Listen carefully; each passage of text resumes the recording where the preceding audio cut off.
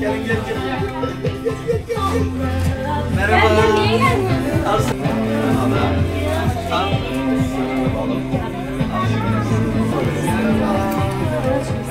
Niye?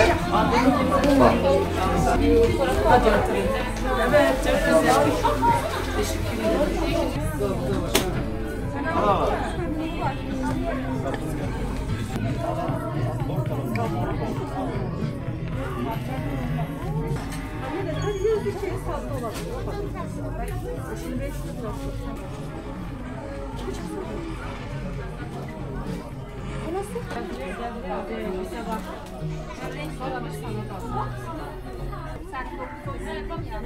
Az.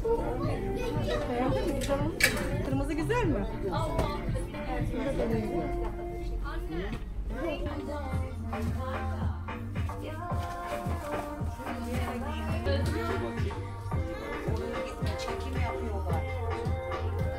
Bismillahirrahmanirrahim. Değerli gönül dostları, bayram öncesi yetim ve muhtaç çocukları sevindirmek adına bir program düzenledik. Şu anda programdayız. Çocuklar gönlünce gülüyorlar ve istediklerini alıyorlar. Katkı sağlayan herkese teşekkür ederim. Rabbim hayırlarını kabul etsin. Bu bayram gününde de bu çocukların yüzünü güldürmesine vesile oldukları için onlara teşekkür ediyorum. Rabbim hayırlarını kabul etsin. Hayırların devamını diliyoruz inşallah. Euzubillahimineşşeytanirracim. Bismillahirrahmanirrahim. Bir söz var. Diyor ki yetim gülerse dünya güler. Bugün o bize çok bir ışık oldu. Yetimlerini güldürmek, onları bayrama sevinçli girebilmesi için Umut Kervanı olarak Adana'da bir çalışma yaptık.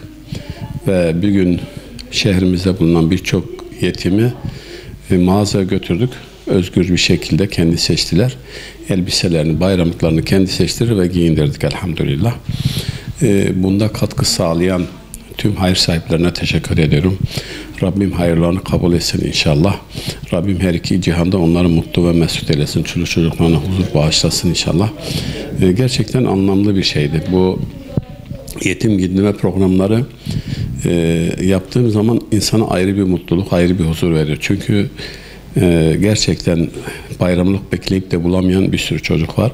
Ve bunlara bir nebze de olsa sen onların mutlu olmasına, yüzünü gülmesine vesile oluyorsun. Biz de bugün bunu yaptık. İnşallah yapmaya da devam edeceğiz. Katkı sağlayan herkese teşekkür ediyorum. Rabbim hayırlarını kabul etsin inşallah. Şimdi tabi biliyorsunuz gerek dünyada gerekse de ülkemizde birçok muhtaç var. Birçok yardıma muhtaç insan var. Bundan dolayı da burada hayır sahiplerine sesleniyorum. Gerçekten biz hayırlarımızı esirgemeyelim.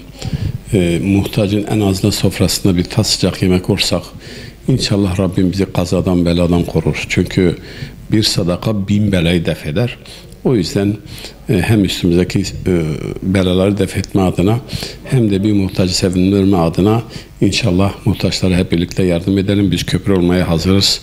Umut Kervanı Adana olarak, gerçi Türkiye geneli olarak bu hizmeti yapmaya hazırız. Bekliyoruz. İnşallah hayır sahipleri yardım ederse biz bir çok daha yetimi sevindiririz inşallah. Allah razı olsun.